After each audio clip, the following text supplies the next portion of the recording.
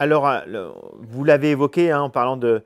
on a évoqué Wikipédia, on a évoqué l'open source, le numérique, on a évoqué aussi le fait que le numérique et l'Internet, évidemment, a relancé la constitution de communs. Le numérique, en même temps, on peut le penser, et même d'un point de vue climatique, hein, d'ailleurs, comme finalement un problème ou une solution.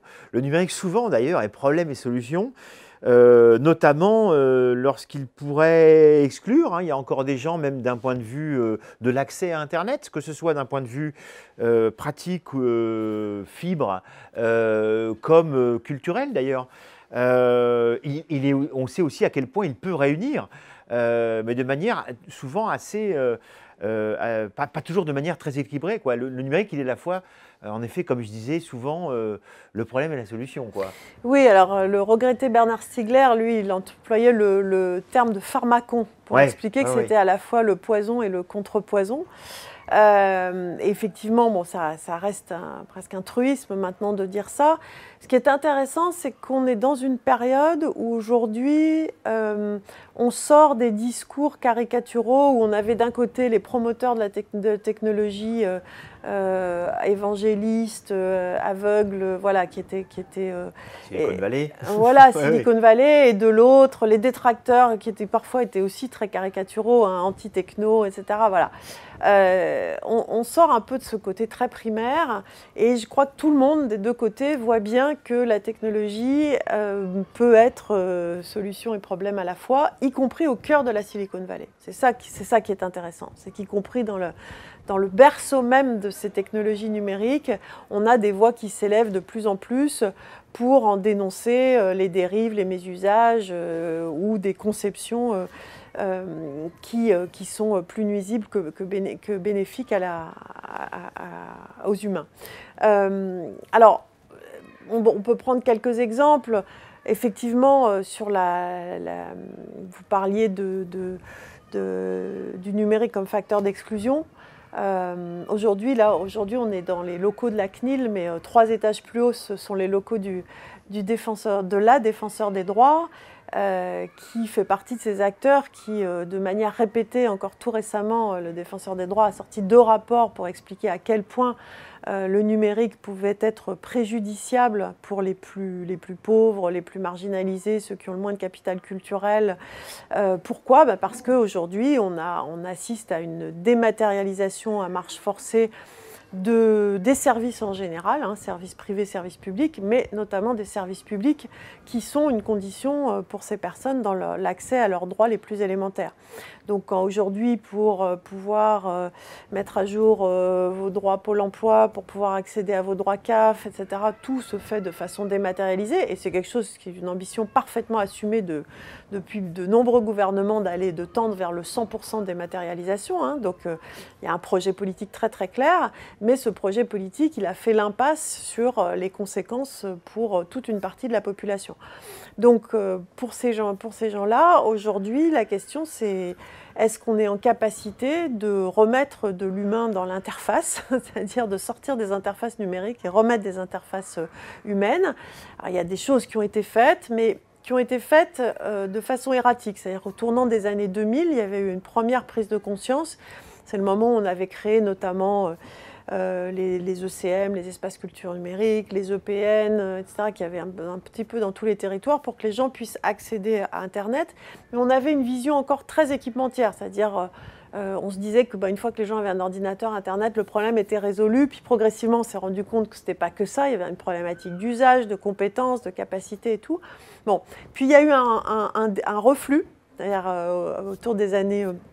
deuxième moitié des années 2000-2010, un reflux où beaucoup de collectivités territoriales, parce que c'est surtout des financements locaux et pas des financements nationaux, beaucoup de collectivités territoriales se sont dit en fait le problème il est plus ou moins résolu, parce qu'en fait c'était le moment où Facebook a explosé, le e-commerce a explosé, ils se sont dit les gens ils vont sur le bon coin, ils vont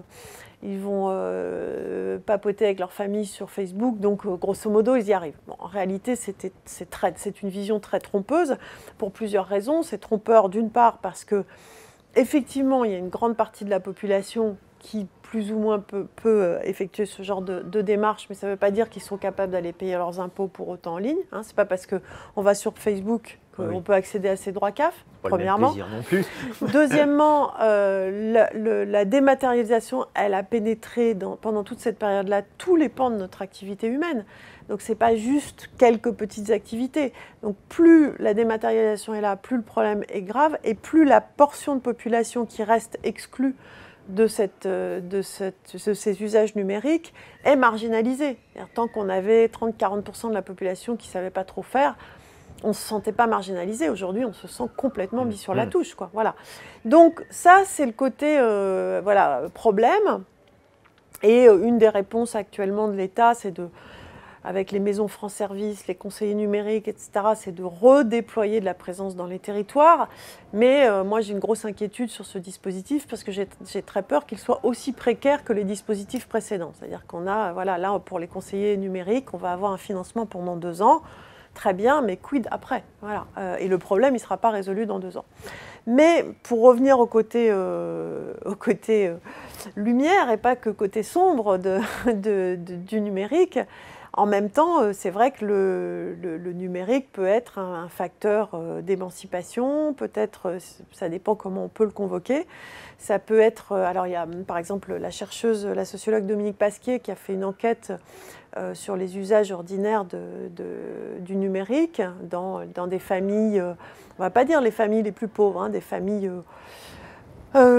classe moyenne basse, voilà, des gens qui vont être, je ne sais pas, aides-soignants ou de ce type de profil.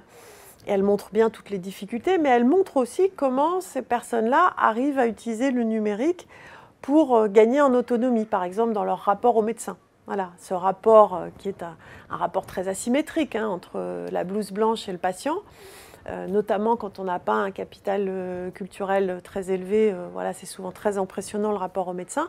Et bien grâce au web, ces gens-là rentrent chez eux, on le fait tous un petit peu, mais voilà, ça leur donne un pouvoir supplémentaire. Ils vont rechercher de l'info, tous les mots qu'ils n'ont pas vraiment compris pendant le colloque singulier avec le médecin, ils vont pouvoir les chercher sur Internet et revenir grandi de cette connaissance-là à la visite suivante avec le médecin. Elle raconte aussi comment des parents qui essayent d'accompagner leurs enfants sur les devoirs pour l'école, qui eux-mêmes n'ont pas forcément eu une relation très fluide à l'école, eh bien, ils vont se servir du web pour être plus en capacité d'accompagner leur enfant. Voilà.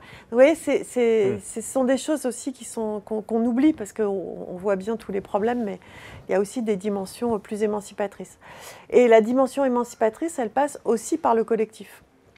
Ça, c'est intéressant parce que on voit bien que alors on parle beaucoup aujourd'hui des réseaux sociaux dans leurs dimensions les plus dramatiques, hein, tout ce qu'elles peuvent avoir sur les cas de harcèlement, les mouvements, la manière dont un certain nombre de partis politiques, et notamment à travers toute l'expérience Trump aux États-Unis, on a bien vu comment il y avait des tentatives de manipulation des réseaux sociaux, comment les fake news, comment voilà, toute cette post-truth, cette post-vérité a pu monopoliser les réseaux sociaux. Mais je pense que c'est une vision qui est très parcellaire pour plusieurs raisons. D'une part, on oublie que les médias traditionnels ont joué un rôle énorme là-dedans. Hein. Il y a des travaux, je pense notamment aux travaux de Yochai Benkler, qui ont bien montré que dans la montée du Trumpisme et de ce post-truth, c'est Fox News qui a joué un rôle absolument essentiel, bien plus grand que les réseaux sociaux. Hein. Ça ne veut pas dire qu'il ne faut pas regarder ce qui se passe avec le scandale Cambridge Analytica et tout ça, mais les médias traditionnels, hein, certains médias traditionnels ont basculé à un moment en dehors de ce qui était une sorte de consensus des médias, tous bords politiques confondus. Et ce qui m'intéresse aussi, c'est de voir les nouvelles dynamiques sociales, collectives qui se mettent en place sur aussi les réseaux, pour ne pas regarder que ce côté manipulation, haine, harcèlement. Il y a une autre sociologue très intéressante d'origine turque qui s'appelle Zeynep Tufekci, qui a écrit un livre magnifique qui s'appelle « Twitter et les gaz lacrymogènes », dans lequel elle a enquêté sur tous les mouvements autour de la place Tahrir, enfin aussi bien en Turquie que à Hong Kong, qu'en Égypte, qu'à Barcelone, sur tous ces nouveaux mouvements sociaux, comment ils se sont emparés des capacités numériques pour construire des dynamiques sociales, pour briser le mur de domination des médias traditionnels, c'est-à-dire des voix qui ne pouvaient pas se faire entendre et qui, grâce au web et Internet, ont réussi à percer ces murs-là, ces paroles confisquées. Donc ça, pour moi, c'est quelque chose qui est très intéressant. Ça ne veut pas dire que ça suffit. Enfin, il ne suffit pas d'avoir un nouvel espace public. Après, il faut que cet espace public se convertisse en action politique et puisse aller jusqu'à, à mon avis, jusqu'à construire une offre politique. C'est une autre question. Mais en tout cas, on a, grâce au numérique, des espaces publics bien plus ouverts que ce qu'on avait auparavant. Et j'y vois un horizon plutôt porteur et plutôt encourageant.